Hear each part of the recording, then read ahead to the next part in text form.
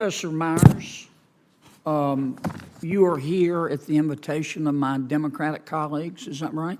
That's correct. Okay. In his opening statement, my good friend Senator Whitehouse said, I want to quote, reproductive justice is economic justice, close quote. Do you agree with that?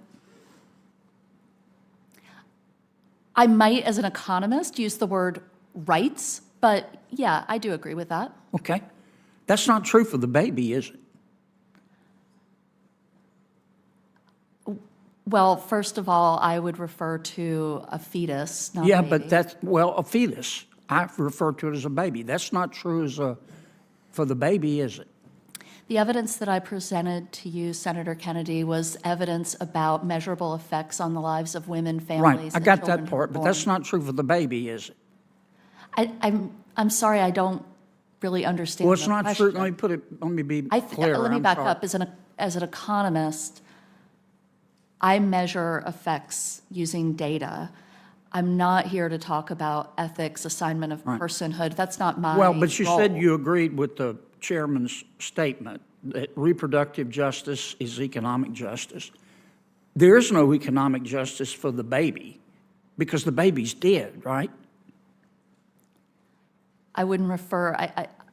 I don't really know how to answer your question. I You know, would refer to was a the baby fetus. dead or alive? We're referring to a fetus. Okay, is the fetus dead or alive after an abortion? The fetus would be dead after an Okay, abortion. all right. If the mother is healthy and the baby is healthy, do you support abortion up to the moment of birth?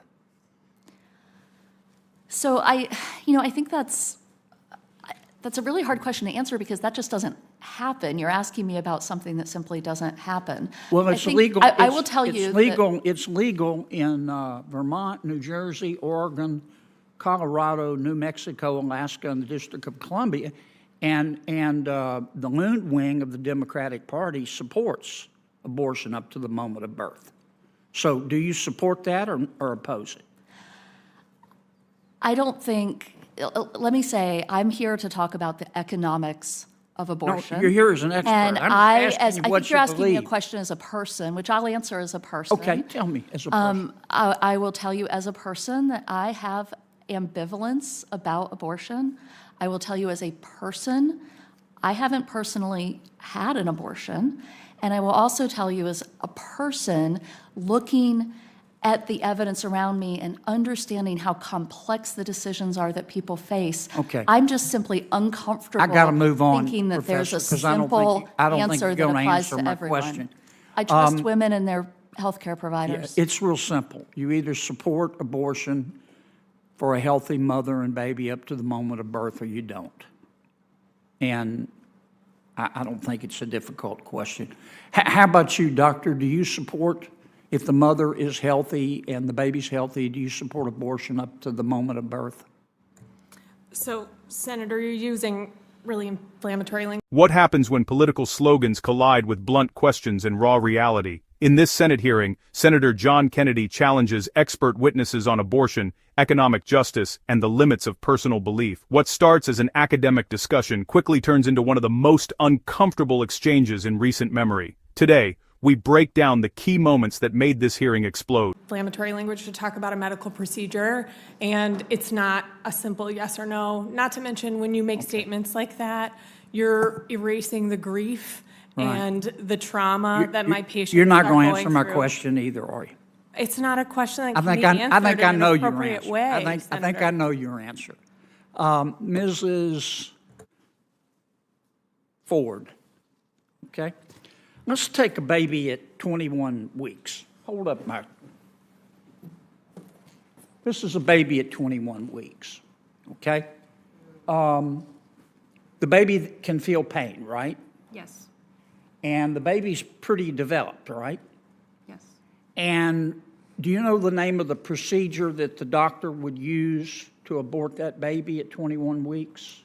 I'm not a doctor, but I believe it's a DNR, It's called dilation and evacuation. Is that right? as far as I understand, yes. Yeah. And first, the doctor would dilate the cervix.